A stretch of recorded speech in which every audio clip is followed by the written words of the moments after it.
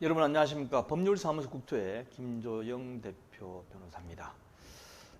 오늘 강의 드릴 내용은 재건축 재개발 정비사업 조합과 법무사 사무실과의 계약 체결 시에 꼭 체크해야 될 사항인데, 일반적으로 제가 자문 변호사 있으면서 각종 계약을 체결할 때 조합으로부터 의뢰를 받아가지고 계약을 검토를 해드립니다. 그런데 일반적으로 법무사님과의 계약 체결에 별로 문제가 없는 경우가 대부분이었다고 생각이 드는데, 이번에 보니까 좀 아주 이상한 계약이 있고, 이런 식으로 계약이 체결이 되면 나중에 조합집행부가 문제가 될 수도 있고, 또 뭐 배임죄니 형사 문제도 거론될 수도 있고, 또는 서로 간에 의사전달이 안 돼가지고 착오로 문제가 될 수 있기 때문에 한번 짚어봐야 되겠다는 생각으로 이 계약서 검토 내용에 포함시키게 됐습니다.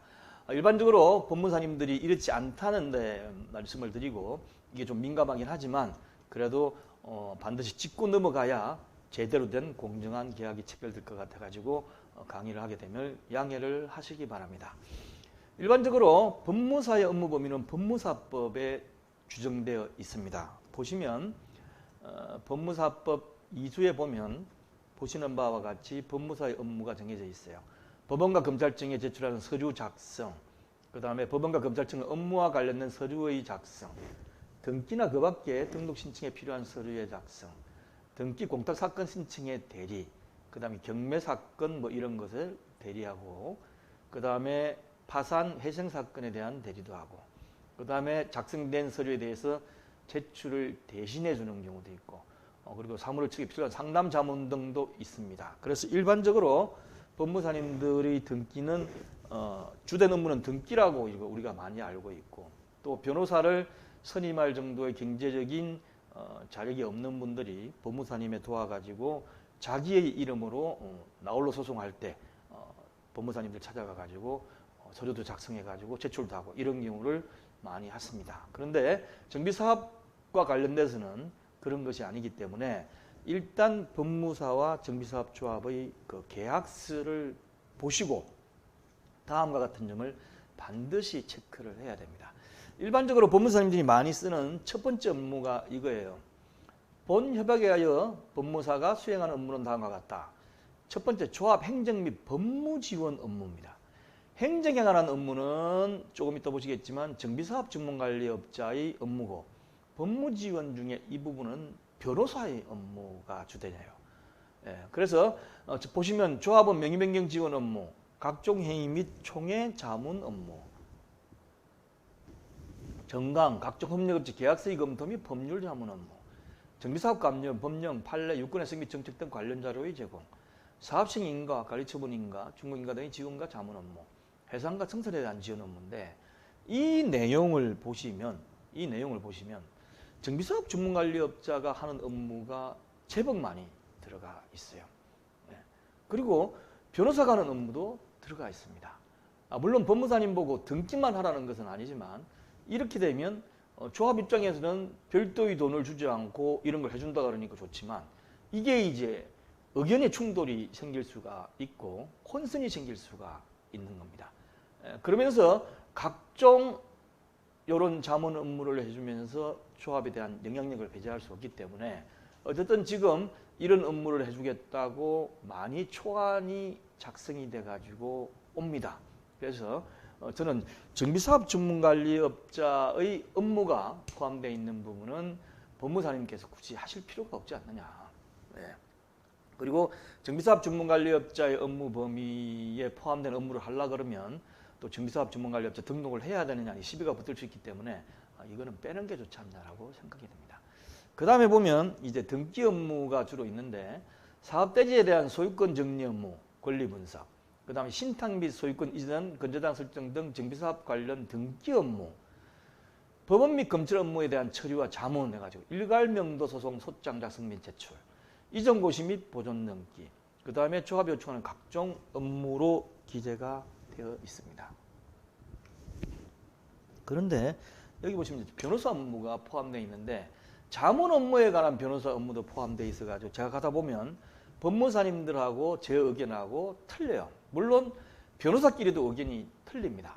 그렇지만 자문 업무에 관한 것, 저는 그렇게 법무사님들이 꼭 굳이 해야 되겠느냐라는 업무가 들 생각이 들고, 그 다음에 이주 단계에서 이제 명도소송이라고 얘기하는데, 명도소송은 옛날 용어고 인도소송입니다. 근데 인도소송은 조합에서 나중에 이게 금액이 거의 5천만 원 이상이 되기 때문에 경쟁입찰로 변호를 선정해서 업무를 수행해요. 근데 이 부분에 대해서도 법무사가 하겠다라고 하는 것은 타당하지 않다고 생각이 됩니다. 무료로 해주는 것 같으면 몰라도 실제로는 그렇지 않기 때문에 업무에 충돌이 있고 여기에 대한 논란이 있을 수가 있습니다.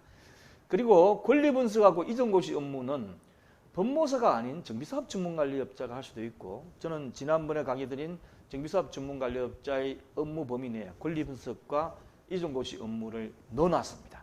넣어놨고, 권리분석 같은 경우는 정비사업 전문관리업자 못하면 일반적인 변호사한테 할 수도 있고, 아니면 이거와 별도로 할 수도 있는 그런 상황입니다.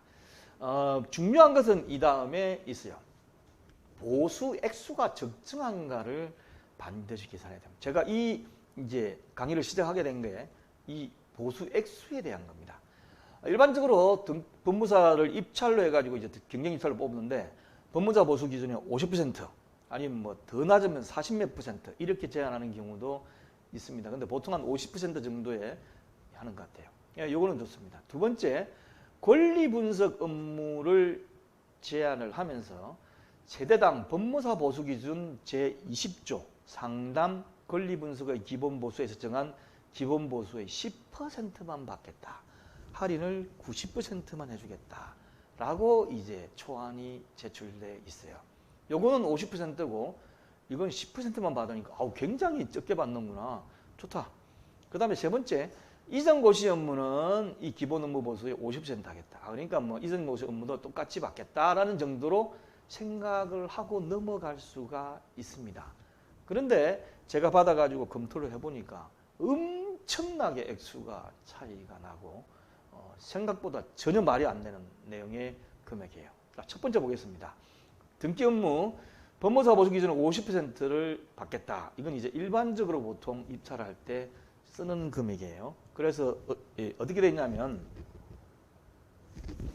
보수 기준표에 보면 보존 등기를 하든 이전 등기를 하든 다음과 같이 산정한다 해가지고 과세 표준액에 따라서 신축 건축물에 대한 금액에 따라 가지고 이렇게 쭉 적혀 있습니다. 그래서 5억 원 초과 10억까지는 53만 원에다가 얼마, 그 다음에 20억, 서울 같은 경우는 굉장히 이제 높아지고 점점 이제 높아지는 추세니까 20억이 초과되면 130만 원 정도의 얼마를 더하는데 이 금액의 50%를 받겠다는 거죠. 그래서 보통 일반적으로 이렇게 제한을 해 들어오고, 이거는 지금 경쟁입찰로 통해서 들어오기 때문에 거의 타당해요. 그리고 신탁 등기는 10만 원만 받겠다. 그래서 요 앞에 보시면 어떻습니까? 130만 원 정도의 50%니까 한 70만 원 정도. 요거 해봤자 한 10만 원 정도의 50%를 받겠다는 거니까 별로 부담이 없죠. 그 다음에 권리분석 업무입니다. 여기 권리분석 업무에 보면 세대당 법무사 보수 기준 제20조에서 정한 기본 보수의 10%를 받겠다. 이렇거든요. 그런데 이 20조에 정한 보수 내용을 보면 20억 초과 100억까지가 1,035만 원으로 되어 있습니다. 아까 조금 전에 보신 일반적인 등기 업무의 경우는 130만 원인데, 이거는 기본 금액이 어떻게 되어 있죠? 기본 금액이 죄송합니다. 기본 금액이 1,000만 원으로 되어 있어요. 앞에는 130만 원에 50%를 받겠다니까 70만 원 정도고, 이거는 1,000만 원에 10%를 받겠다니까 100만 원이 훨씬 넘어가요. 100만 원이 넘어갑니다. 그래서 권리 분석을 하는데 100만 원 정도를 넘게 받겠다. 이렇게 되니까 뭐냐면, 권리 분석이라는 것이 지금 현재 조합설립 인가 기구에 그 안에 있는 사업부지는 모든 등기부 등본을 다 떼어가지고 거기에 있는 등기부 등본상에 있는 것들을 전부 엑셀표에다가 다 기입을 하는 겁니다. 건재당 설정 같은 게 아무것도 없는 데는 그냥 소유권이 누구라는 것만 나오고, 건재당 설정이 있으면 건재당 설정 얼마나 돼 있다, 가압류가 얼마 돼 있다, 혹시 또 미등기 건물 같은 경우는 있으면 건축물 대장에 여러 가지 지분을 봐가지고 그런 것도 이제 적어주는 경우죠. 그런데 이렇게 되면 한 세대의 경우에 금액이 어마어마하게 올라갈 수 있는 거죠. 그래서 이 금액이 상상을 초월할 정도입니다. 일반적으로 보통 평균적인 정상적인 법무사님들이 받는 것이 권리 분석을 좀 무료로 해주는 경우도 있고, 왜냐하면 어차피 많은 금액을 등기 비용으로 받기 때문에 무료로 해주는 법무사님도 계시고, 어떤 경우는 세대당 2만 원 내지 많아봤자 4만 원 정도 받는 경우도 있습니다. 그런데 여기서는 어떻습니까? 굉장히 올라가죠. 굉장히 올라. 서울시 같은 경우는 보통 세대당 엄청난 금액의 권리분석 비용을 받도록 되어 있습니다. 그래서 이거는 반드시 체크해보고 우리 조합의 경우에 금액을 대비해보면 등기 비용보다 몇 배의 금액을 권리분석, 단순 엑셀 작업하는데 받는 걸로 제한이 들어와 있어요. 반드시 체크해야 될 문제입니다. 그 다음에 두 번째, 이전고시 업무인데, 이전고시 업무라는 것은 뭐냐 하면 신축 건축물이 등기가 되고 이제 신축 건축물이 준공이 되고 나면 보존 등기도 하고 이전 등기도 해야 될 거 아닙니까? 그러기 위해서 재건축 재개발은 예전과 다르게 관할 관청에 이전 고시를 해달라고 신청을 해서 이전 고시가 나면 그걸 가지고 이제 등기를 합니다. 그래서 일반적으로 보존 등기 업무에 이전 고시 업무가 포함되어 있다고 보는 경우가 많아요. 그래서 어느 적정한 보수를 제한하는 법무사님 같은 경우는 이전 고시 업무를 안 받는 경우도 있습니다. 고시 업무는 당연히 포함되어 있기 때문에 우리가 해주고 그다음에 이전 보존 등기 비용하고 이전 등기 비용 조합원들 상대로 일반 부장자를 상대로 할 때 그 비용만 받는 경우도 있어요. 그렇지만 또 이걸 별도로 받는 법무사님도 있습니다. 그런데 이 경우는 적정하지 않고 앞에서 정한 보수의 50%를 받겠다. 할인율을 50% 한다 그러니까 등기 비용도 50%란 말이 있으니까 이것도 똑같이 받는가 보다. 뭐 그 정도는 줘야지. 이렇게 생각하죠. 그런데 이 이전 고시 업무의 경우에 적용되는 이것이 아까 말한 1,000만 원으로 돼 있어요. 그래서 신축해가지고 준공인가 받을 때의 금액이 제가 검토한데 20억이를 가져가면 한 세대당 50%인데 540만 원이고 신축이 1,500세대 되니까 81억, 2,000세대일 금 108억이나 이 이전 고시 업무만. 어떤 분은 안 받고 어떤 조합은 법무사님하고 트러블이 있어가지고 사무장이 이걸 해버렸습니다. 그런 상황인데 이 금액을 80몇 억, 100억 이렇게 제한이 오니까 제가 이 강의를 안 할 수가 없죠. 그래서 지금 제가 말씀드린 기본 등기 업무 외에 권리분석 업무, 그 다음에 이전고시 업무를 안 받겠다라고 들어오면 너무 좋은 법무사님이고, 받겠다고 오면 어느 정도 받겠다고 오는지 반드시 체크를 하십시오. 그리고 기존 이렇게 잘 모르고 50%, 10%, 50%라는 말만 믿고 계약을 체결했다 그러면 이거는 큰 문제가 나중에 될 수도 있습니다.